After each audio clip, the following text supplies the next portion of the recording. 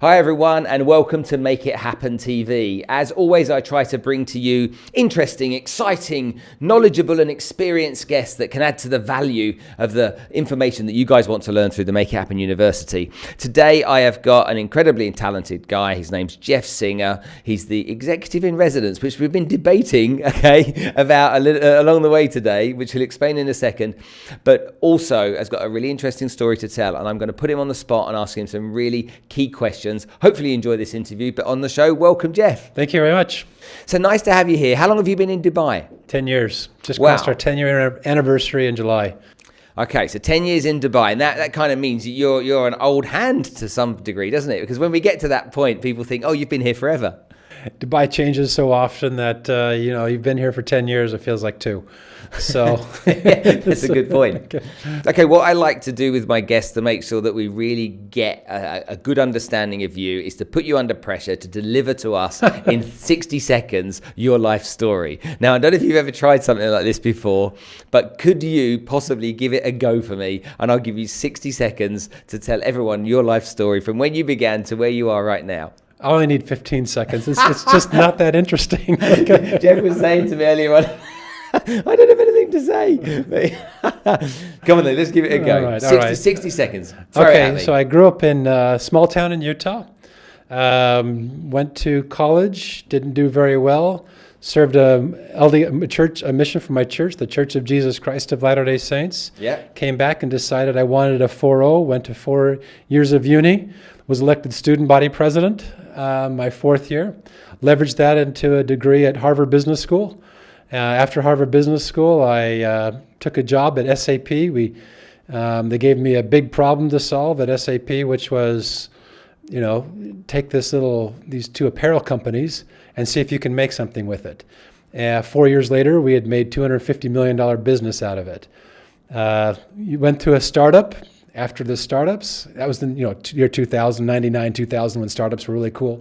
I went to Nasdaq and served there for 9 years, 5 years in New York, closed a number of Mission Impossible accounts in China and Mexico, and they said, you like the international stuff, so why don't you go to Dubai? So I came to Dubai. We rebranded the stock exchange to Nasdaq Dubai. That was during the financial crisis, so we merged it into the DFM. After the DFM, I went to the DIFC when I was getting ready to go back to the States. And I was CEO of the DIFC, which is basically being like the mayor of a small town. Wow. And I was asked when I was at the DIFC to serve on the advisory board of American University of Sharjah School of Business. So when I left the DIFC, they asked me to come and be on the faculty, and they didn't have any titles that would fit for me. And so they said, well, we'll just make you an executive in resident. So they changed the entire handbook, put in this new title, and so I've been serving there for the last few years. Wow, that's quite a... Did I make it? Did I get it? You're easy 2 minutes, but I was too interested in it to stop it, so we're just going to let it go. Okay, he didn't do badly, did he? I didn't tell you that I'm married, 7 children, and 1 wife. 7? Yeah. 7 children? And 1 wife. I got to clarify when you're in the Middle East, okay? I've got 1 wife. Okay.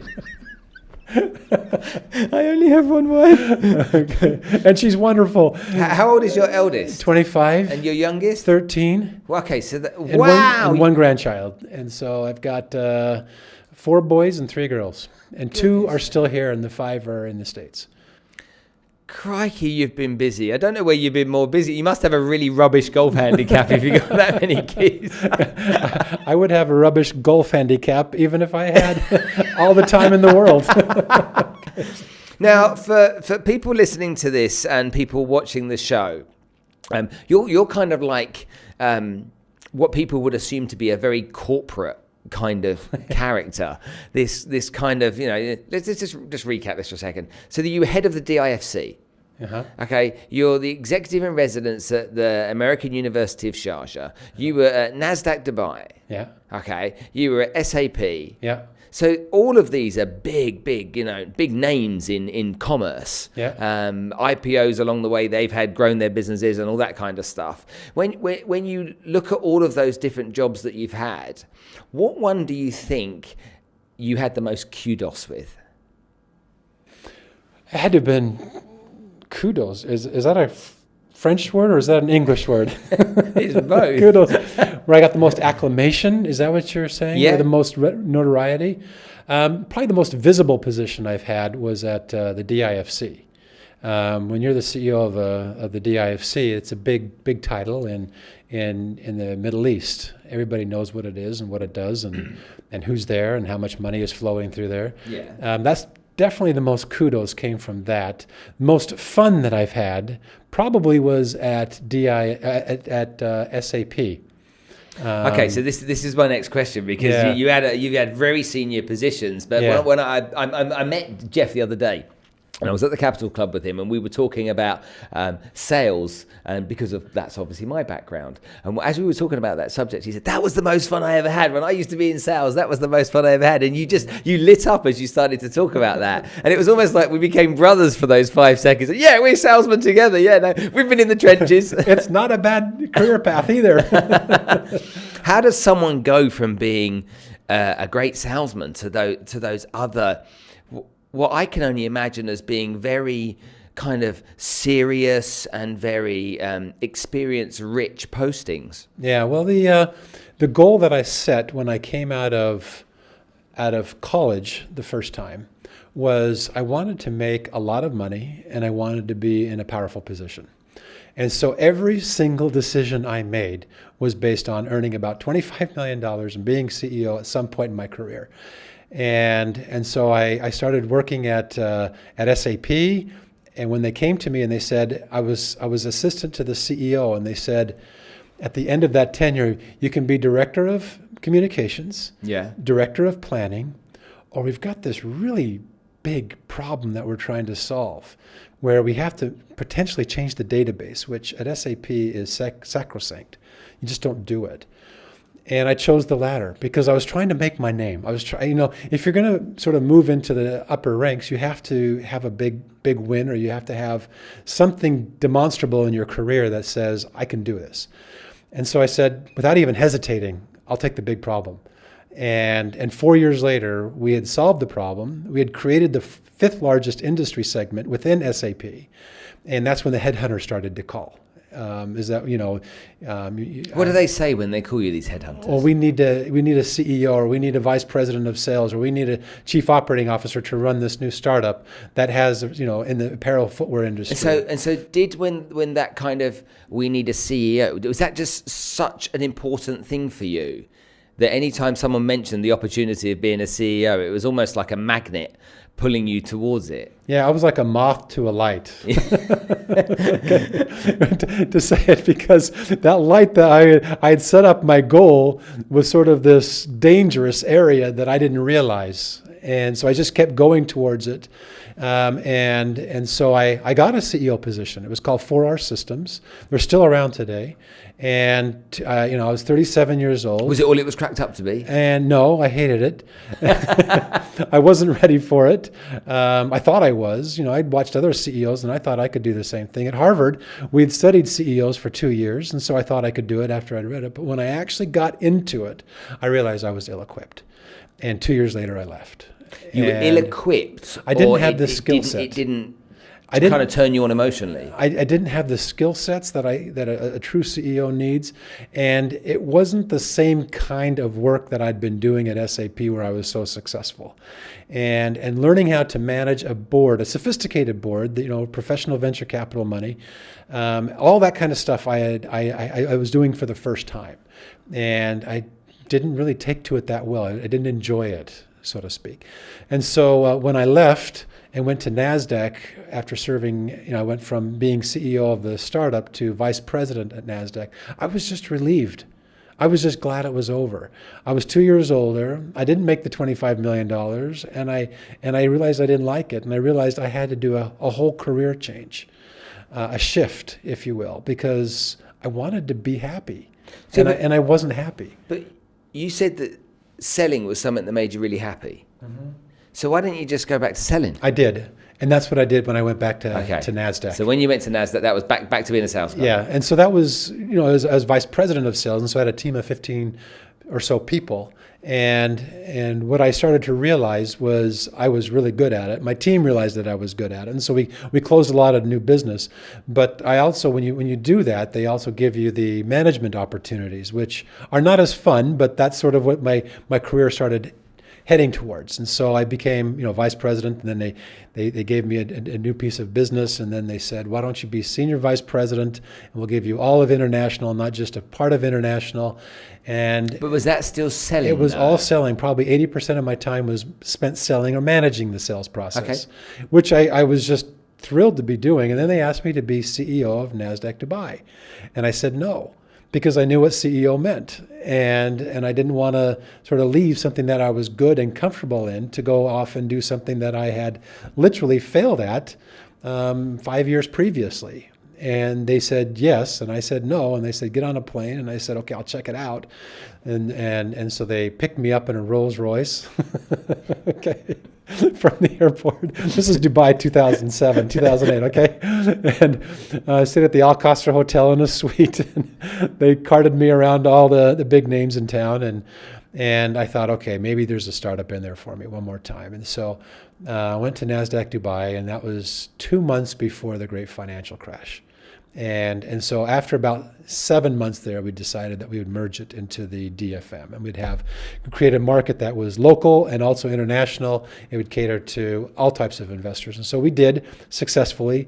They asked me to head up the merge, and that was one of the greatest experiences of my life. And so I realized I like to sell because selling is always a new frontier. Selling is always a new challenge. But I also realized when I was at Nasdaq and Nasdaq Dubai that I loved progressing. I just loved learning new things. Mm-hmm. I loved the new challenge. And so if I could be in a career where I was outward facing and I was learning new things, and it was a different challenge every quarter or every 6 months, then I could be very, very happy doing that. And so when they offered me the position as the CEO of the DIFC, I thought, well, this would be a whole new world. Okay, it would be into regulation, it would be into laws, it would be into real estate, it would be into... That's not selling, though. A lot of it is because what you're doing at the DIFC is trying to bring foreign direct investment, FDI, into the region. And so you go to London, United States, China, India, and you're saying to the companies there, why don't you put an office into the DIFC? And that's a whole different level of sales that I'd participated in previously. And then the other part of sales at the DIFC is, you really want to keep your tenants in that location.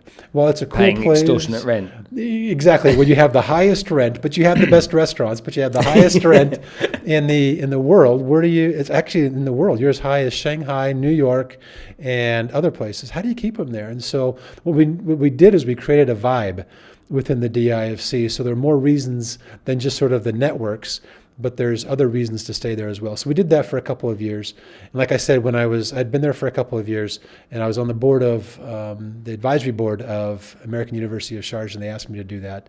I resigned and went over. So tell me, in any business, who is the most important salesperson in any company? Well, it depends what kind of company it is, but a company selling a product and service. Yeah. Well, the smaller the company, the CEO is a salesman. Full stock. And if the CEO, he or she, can outsource all the other duties that need to be done to somebody else, that's what they absolutely have to do. And I'd probably say that's the role of the CEO in most businesses. So if you look at who climbs the corporate ladder, it's the person who brings in the business.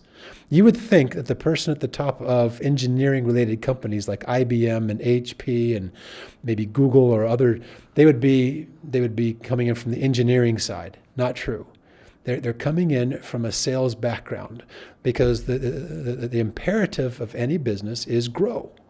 And if you don't grow, and if you're not expanding, if you're not changing, then somebody else will be growing, expanding, and changing into your market. Mm-hmm.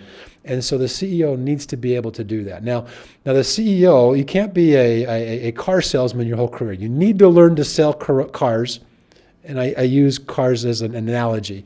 You need to learn to sell early in your career.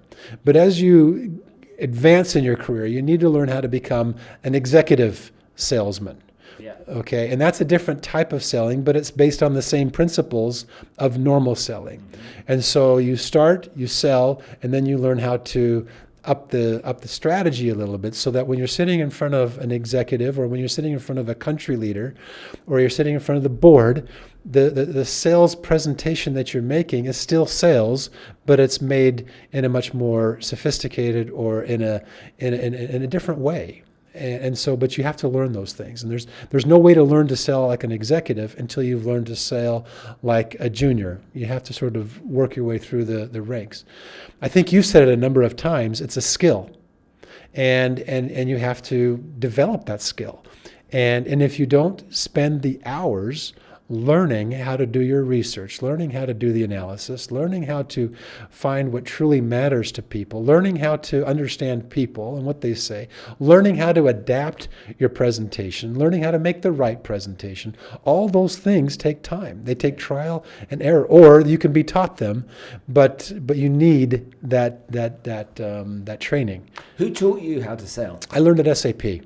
SAP was a sales-focused company. They make the engine, or the factory is in Dusseldorf, Germany, or in Heidelberg, Germany. Everything, though, outside of the factory is sales. And so I had great mentors who truly knew how to solution sell, and SAP brought in sales consultants where they would teach us the sales process. At Nasdaq, we realized that we needed to have solution selling. And so we brought in sales consultants, and they took us through the process, and it really works. When a person teaches you how to solution sell, and you actually apply it, and you do the role playing and all those difficult things, the difficult things that people say, oh, I don't need a role play, I can just do this next time I'm with a client. Okay, but when you go through that process, you truly learn how to perfect that trade. And I call it a trade. It's a skill set. And those people who are good at it, I can guarantee the people that are at top of the investment banks and the management consulting firms like McKinsey, BCG, Bain are all expert salespeople. The people at the top of the firms at Deloitte, at KPMG, all the professional services firms, all are salespeople. Okay, you go to any manufacturing firm in the UAE, light manufacturing or trade, the head of the hotels at Jumeirah, all know how to sell. Interesting. When I lived in Brazil many years ago, all of the partners of PricewaterhouseCoopers were clients of mine, apart from one, Richard Connolly, who I could never find. I knew where his office was, but I could never find him. And nobody could ever tell me where he was until one day I got to the bottom of what his job actually was. And Richard played scratch golf, and he was playing golf every day, bringing the clients to PwC. And that was Richard's job. He's the one that brings the money in, so we let him play golf with them every day. And this guy, okay, partner in Price Waterhouse, but he was the guy bringing the money through the door. Yeah, but those guys that, I've golfed with salesmen, and I've, of course, taken clients out on the course. There is still on the course a way to do it and a way not to do it. Oh, yeah. And so those guys who are really, really good at it, they've got you to go into, of course, golf, but then, of course, you do the dinner afterwards, and you just sort of move along the sales process without really knowing that you're being moved. Those people who do that. So 4 or 5 hours together, isn't it? So well, it's 4 or 5 hours together, but it's a productive 4 or 5 hours because something is happening. People are moving along a sales cycle in many respects. Without a doubt. Okay, so you talk about sales as a part of your life that you've got some fond memories of. You can remember where you learnt to sell and the kind of skill sets that you learnt from great people around you. You've evolved and taken these really senior corporate positions with lots of salespeople, I promise you, would feel that was out of possibility and reach for them. But you've done that. You've realized that those sales skills have been applicable all the way through your career. Tell me what you think about the landscape for startups nowadays, young people that are getting into the world of starting their businesses, and how important it is for them to have these types of skills, or where you've actually seen it where they don't, and it really is a really good idea or a good business concept that's going to go down the pan because of a lack of that knowledge. Okay, let me give you a little context, because without the context, the startup story won't make any sense. The context is, over the last 30 years, the way businesses have been disrupted. It used to be that you could go and have a decent career at a corporation, and it would be a 20, 30, maybe even 40-year opportunity. And then we've evolved to maybe you work at a place 5 to 10 years. And now we're at a place where it's 2 or 3 years. And they talk now about a gig economy, where you're just hired, you hire a part-time chief legal officer or a part-time chief financial officer. You only need them for a day of the week. And so instead of the chief financial officer working at one job, the chief financial officer will work at 5 different companies 1 day a week. And that's the way that because corporations look at people not as assets but as resources. We have the human resources department. And so if costs are 3% below our competitors, well, who do we fire? We fire the people, right? And that's the easiest and the quickest way to get your costs, quote unquote, in line. And so people go into corporations these days not with the belief that they're going to have a career, but that they just got to survive 4 or 5 years before they can get to the next place. And so it's created this terrible dynamic where people go to jobs and they don't like them. And so, and you're always wondering if the person, if you're going to get fired, if there's a knife behind you, that, symbolically speaking, of course, what's going to happen when I leave this organization? Or who's going to try to get me out of this organization? And so people are taking note and they're saying, I don't want that kind of life. I don't want to be part of that kind of world. And there's all these new technologies that are coming up everywhere, out of universities, out of think tanks, out of corporations that need to be commercialized, that we can see a clear value. And we're saying, how do we take advantage of that? And so the corporate world isn't looking as enticing as it used to be for young people. And you have this technology that's coming into play that they're saying, wait a second, if I really want to have a lifestyle and have a long-term opportunities, then I need to maybe do it on my own. Okay, and so we see a lot of those people. They used to come through the DIFC. They're coming through American University of Sharjah. I've seen them all over the United States, and without fail, they all come 80% of the time with an incredible product or idea, a true problem that needs to be solved, and they start to talk about that problem. And I'm now well into my career, and I'm bored. I'm absolutely bored, and I have to almost draw out what does this problem solve? What problem does this solve again? What's the technology again? How are you different? All these different, what I consider very general questions that they should just be right up front about in their elevator pitch, explaining, and it doesn't come out. And so I start to question. I was like, I really want this to be successful. I truly hope that you are. And this product really does need to be commercialized. But the way you're going about it may not work at this point because of the way you're positioning it. And for every really cool technology out there, there's 2 or 3 just exactly the same. They may not think so, but there are. We're unique. Yeah, We're the first one ever. We all think we are, but the reality is there's always 2 or 3 more that you can probably find. And so that ability to sort of capture the imagination of an individual and convince them that you can execute against that imagination, I think is a critical skill set. And I think people are getting paid a lot of money who are able to do that within firms. Do you worry that people, the youngsters that are coming through with these ideas, do you worry that they don't take all of these things as seriously as maybe they should? Do you worry that they can't identify with that? Well, they're going to learn through the school of hard knocks that they should take it seriously. The problem with that, though, is that they may get discouraged thinking that I really tried to go through this startup. It didn't work. I got a lot of painful failure out of it, which I guess is good. We can turn into success. But then they think, well, I shouldn't try it again. Because, I'm just not that kind of person. Maybe I'm more corporate. Maybe I'm not a risk taker. Maybe. And so when the reality was that they were lacking some fundamental skill sets that would have enabled them to be successful. You had this idea of $25 million and a CEO job, yeah? Mm-hmm. And you faced some hurdles along the way. Mm-hmm. So you had your experiences that made you learn and then decide to either recoil or advance. You decided to advance. Human nature for most people is to go backwards. It's not, if you see most people don't, when they get rejection or when they realize initially they can't do something or it's not the way they thought it would be, the instinct for most people isn't to say, right, let's get started again. That for me, I find really sad in the way that most human beings work, because what I want is for people, like you say, learning from mistakes. What do we say to our kids? Don't do that. But they make the mistake, don't they? Because they need to make the mistake to learn from it. When you think about the people that you're dealing with and the people that we get exposed to, I mean, I do pitch fests, and the amount of times I sit there and I'm like, oh, what am I going to do?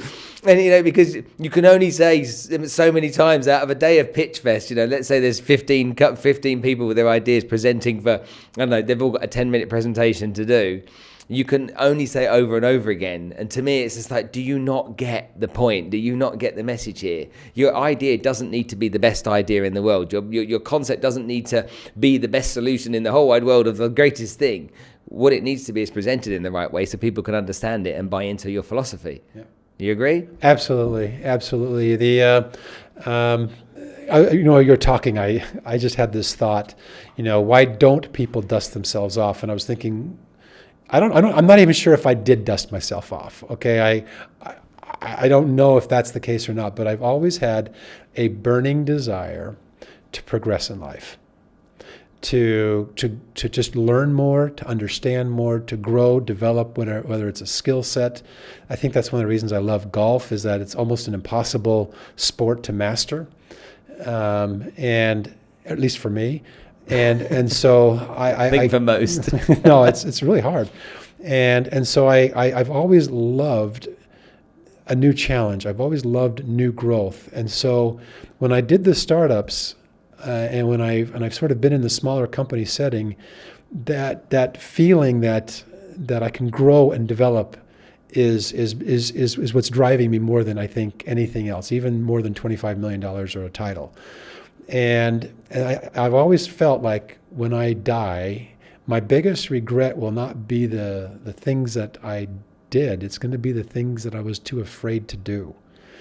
And so I've tried to not let fear or take counsel from my fears. And so the opportunity to grow and the opportunity to learn typically will outweigh my fear of failure, even if it feels like I'm taking a step into the unknown, or if I'm just being absolute, as the Brits will say, an absolute donkey. Okay. Okay. It's really weird when an American says something like that.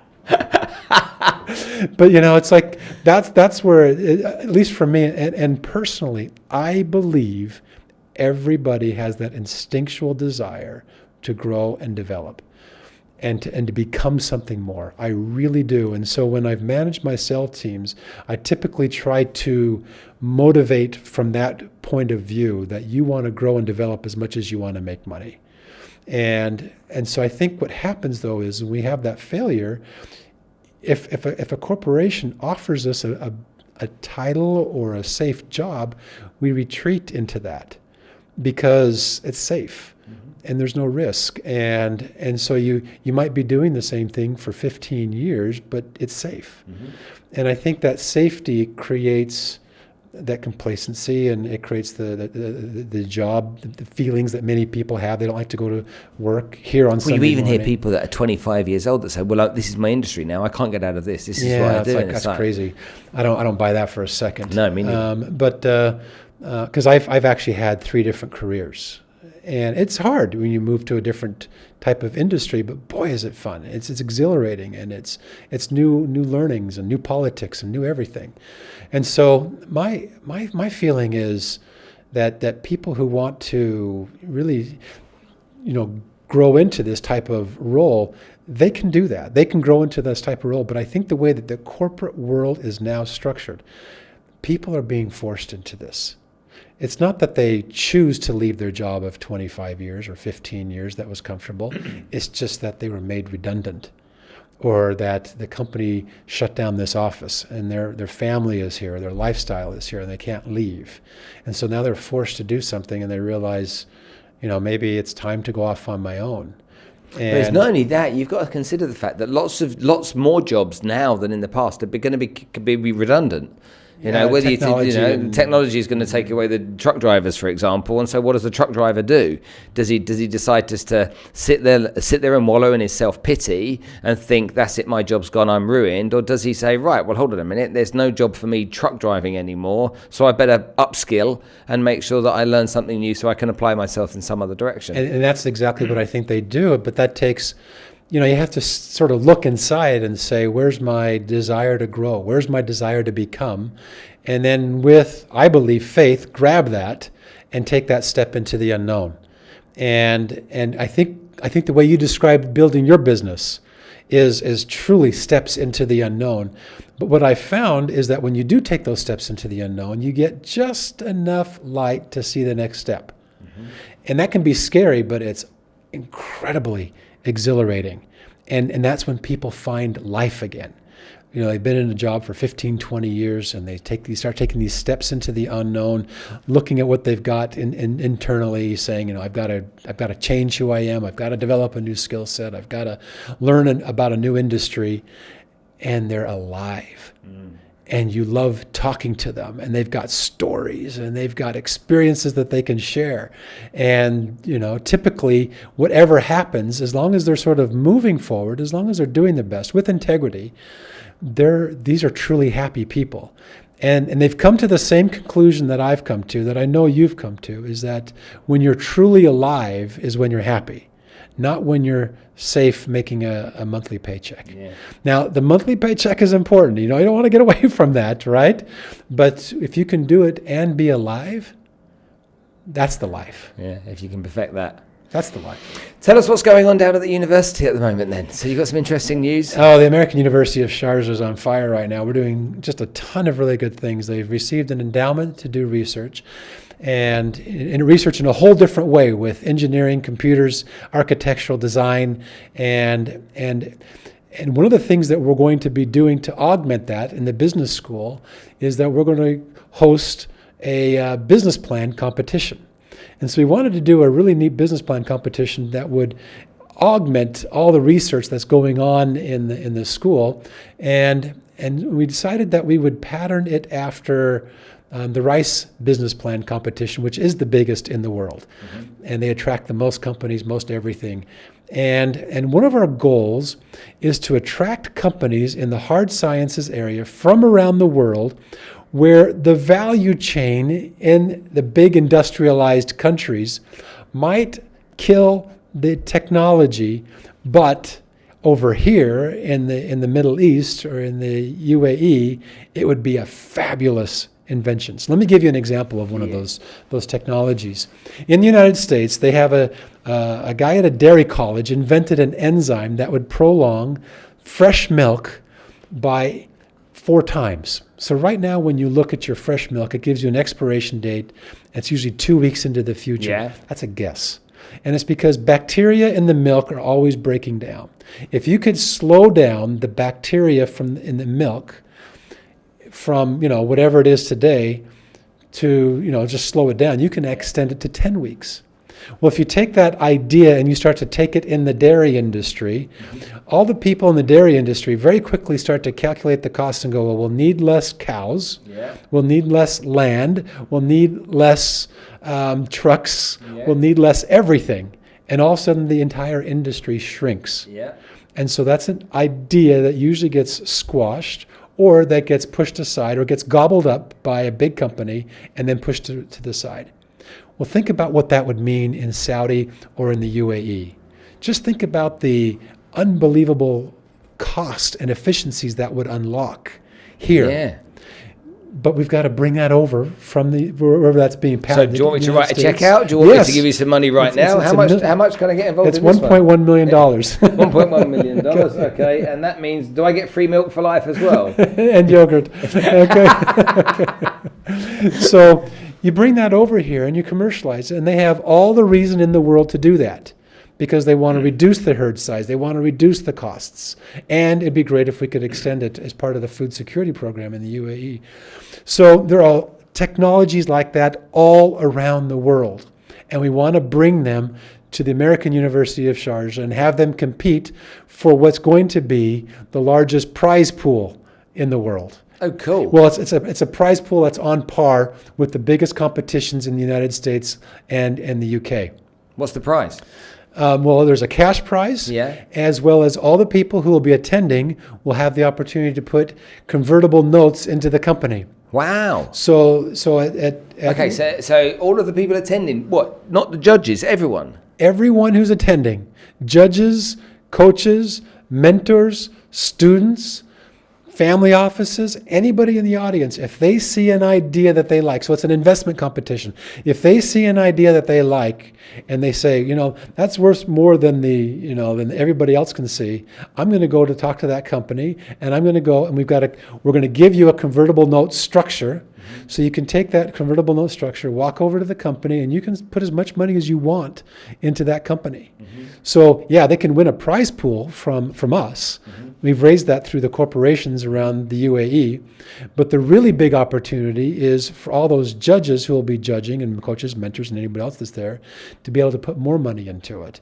And so at the Rice School, the first prize winner got $75,000 or $100,000 for their company.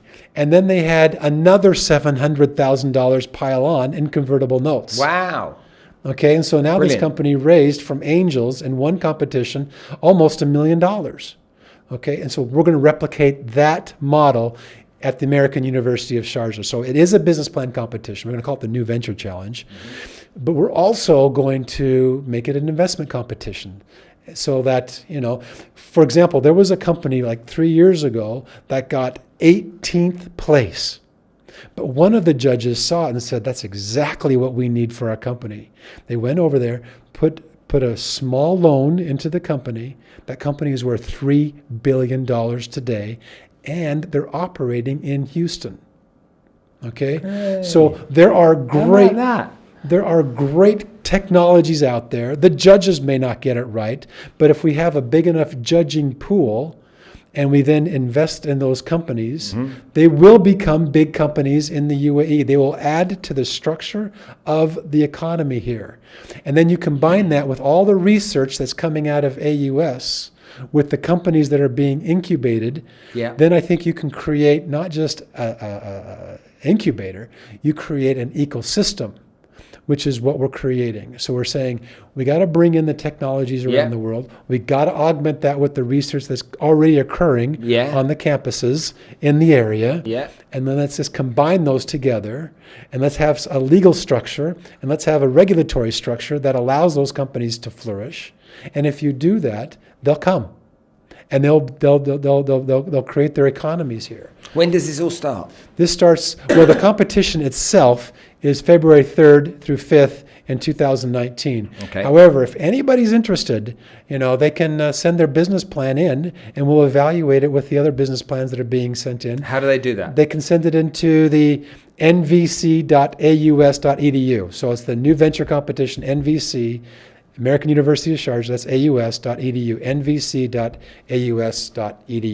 Okay, and so can we get a link of that afterwards and make sure that it's on here? Great, thank you. Okay, no problem at all. That's the big news, and it's going to be a wonderful event. And to quote Donald Trump, it's going to be bigger and better than anything that's ever existed. We're going to make AUS great again. Sorry, I'm not a supporter, but it is funny. But you are a Republican. I am independent. I'm independent. We all have our opinions on Donald Trump, and that could be for a whole nother show. I have voted for Democrats, and I have voted for Republicans, and I have fundraisers for both sides. And, you're from Utah. I'm from Utah. So is Utah Republican or Democrat? They're definitely Republican. They're definitely Republican. Definitely Republican. So I grew up Republican, but I've had very good friends who have run for office. Democrats, I've donated and helped them fundraise, and I've had good friends run. I helped Mitt Romney run in 2008 and 2012 and fundraised for him, and also donated to his campaign, and and wished he'd won. And You've got quite a Rolodex of contacts, haven't you? Oh, I've got a few, but I wouldn't call it quite a Rolodex. Okay. The good old days of the Rolodex. That's right. Do you remember how that moved on? It was Rolodex, and then we walked around with these things called Palm Pilots. Which is better than an iPhone. I mean, with a Palm Pilot, you could just point it at another Palm Pilot, and you could transfer contacts. You could transfer your you do that with an iPhone. business. Oh, it's not easy. You have to get that was built into the hardware of a Palm Pilot. This was 20 years ago. You're dealing with startups in tech, and you've got a little bit of the dinosaur in there as well. Jeff, thank you so much for coming on the show, sharing your story with us. It's been great hearing your views and your opinions on stuff, and obviously me meeting you and learning that there's a salesman in you, and there should be a salesman in everyone is just a great thing to hear. It's been fun talking to you, and I agree. There's a salesman in everybody. You just got to figure out where it is and pull it out and then put them to work. Excellent So stuff. thank you. Guys, if you want to get more information on Jeff, then please click on the link below. We'll make sure we share some stuff with you. But for now, thanks very much indeed. I hope you've enjoyed the show. And whatever you do today, make sure that you make it happen.